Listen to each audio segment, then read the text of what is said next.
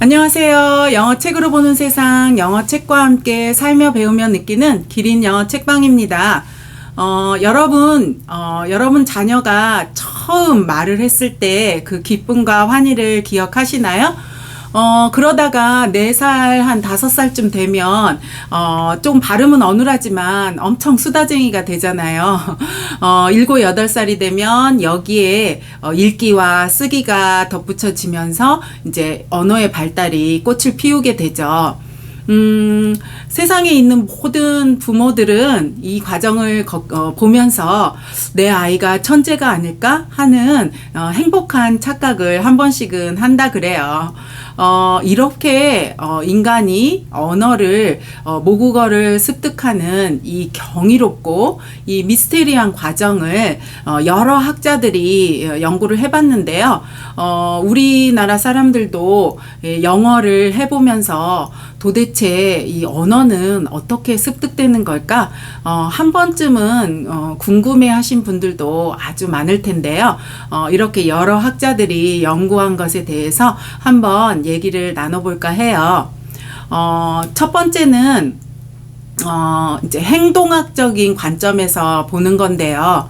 인간은 태어날 때는 이제 진공 상태로 태어난다. 아무것도 가지지 않은 상태에서 태어나는데 주변에 부모님들, 주로 부모님들이나 이렇게 돌봐주는 사람이 반복적으로 계속 언어를 쓰다 보고 말을 하다 보니까 그게 축적이 돼서 그걸 따라하게 되고, 근데 따라하다 보니까 언어가 습득이 되고 발전하게 된다. 약간 반복적인 행동주의학적인 관점에서 이제 이런 주장을 펼치는데요.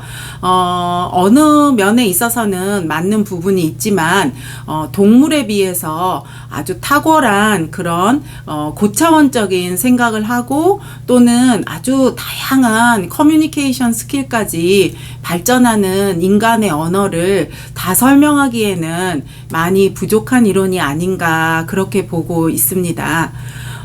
두 번째 이론은 인간은 태어날 때 언어 습득 장치라는 거를 이 머릿속에 가지고 태어난다. 그래서 이 언어 습득 장치를 Language Acquisition Device, LAD라고 이렇게 이름을 붙여서 이 인간이 태어나면서부터 가지고 있는 언어 습득 장치로 모든 인간은 그 모국어를 그 모국어의 구조와 어떤 그 일정한 규칙적인 요소들을 자연스럽게 습득하는 능력을 가지고 있다. 이제 이런 주장을 펼치는 거고요.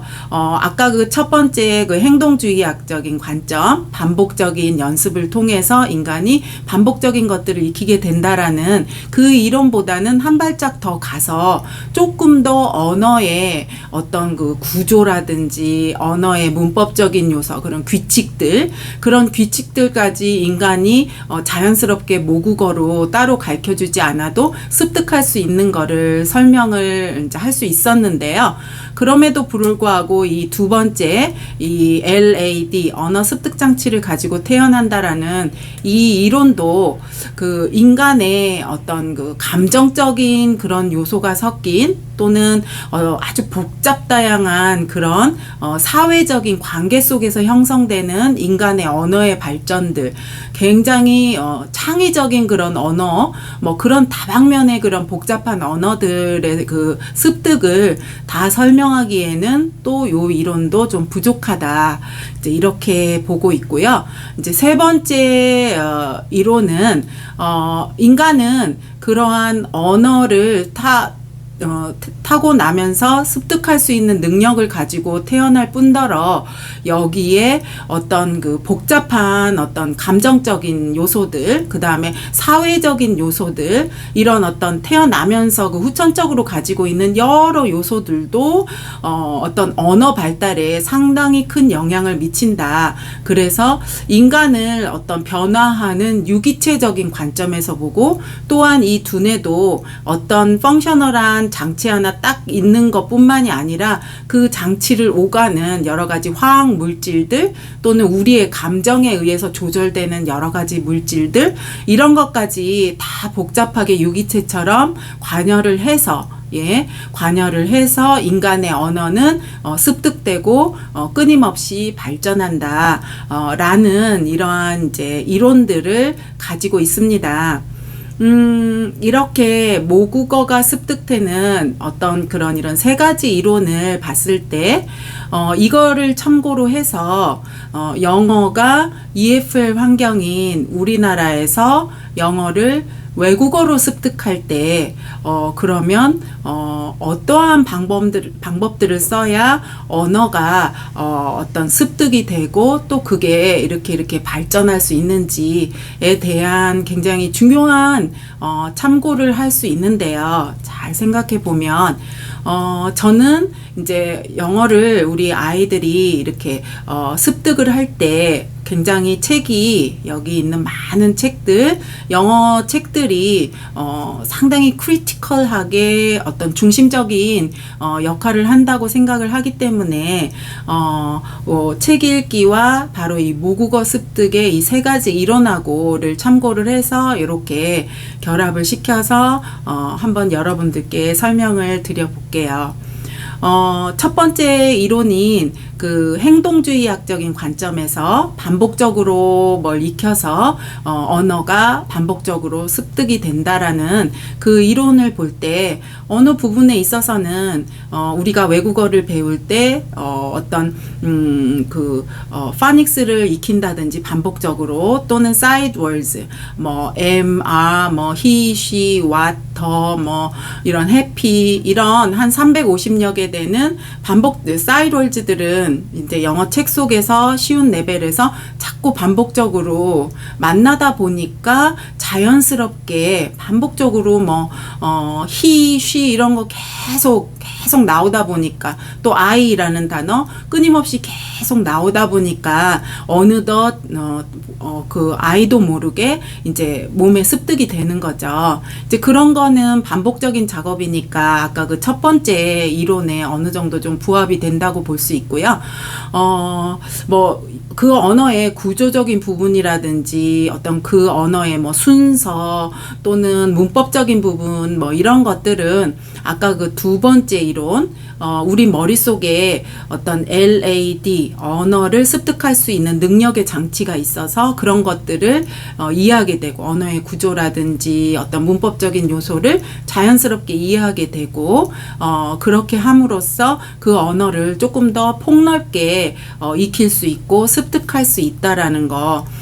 그래서 영어 책을 이제 읽어가면서 어떤 그런 부분들, 언어의 구조나 순서에 이제 익숙해지고 또 그거에 확장돼서 익히게 되는 거죠. 근데 이제 이거로는 단순 반복적이거나 단순한 레벨 정도까지는 이제 커버가 되는데 바로 이 세 번째 이론이 이 영어 책에 있는 나머지 90%의 습득 과정을 다 설명하는 것 같아요. 영어 책에는 굉장히 다양한 내용들도 많고 끝도 없는 어떤 내용들이 이 안에 들어있고 또 그 영어의 어떤 문화적인 부분, 이 영어가 한 나라의 언어다 보니까 그 수백 년 동안 흐르는 그 안에 뭐 문화와 생각과 지식과 뭐 이들의 어떤 생활 방식이라든지 모든 게 다 녹여 있는 거잖아요.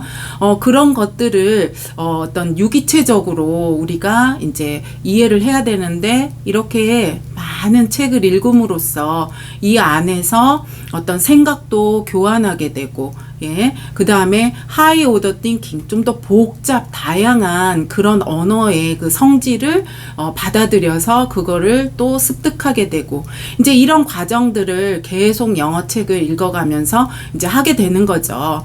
언어는 상당히 functional, 기능적이고, 그 다음에 language varies. 언어는 상당히 광범위하거든요.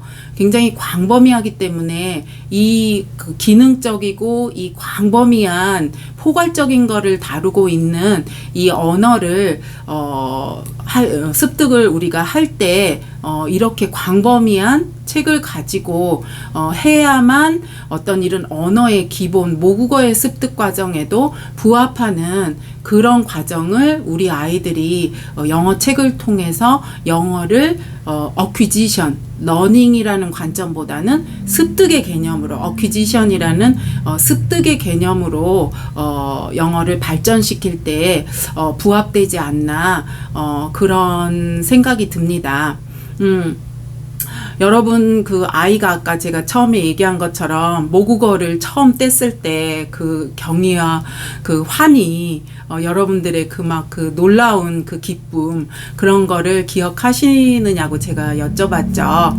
그것처럼 이 외국어를 습득하는 과정도 이 한 학습자 한 아이의 그 입장에서 봐서는 굉장히 경이로운 과정이거든요. 미스테리하지만 굉장히 경이로운 과정이기 때문에 그거를 이렇게 영어 책으로 잘 가이드를 해서 어떤 영어를 어떤 평생 쓰는 그런 플루언트한 그런 유저 사용자로 만드는 데 있어서는 우리 부모님들이 모국어 때 그렇게 칭찬해주고 믿어준 것처럼 이 영어에 있어서도 우리 아이들이 책을 읽어내고 그 다음에 조금 더 플루언트하게 가고 또 재밌게 읽고 또 챕터북까지 가고 이런 과정들을 조금 끊임없이 놀라워해주고 끊임없이 칭찬해주고 이런 게 가장 중요하게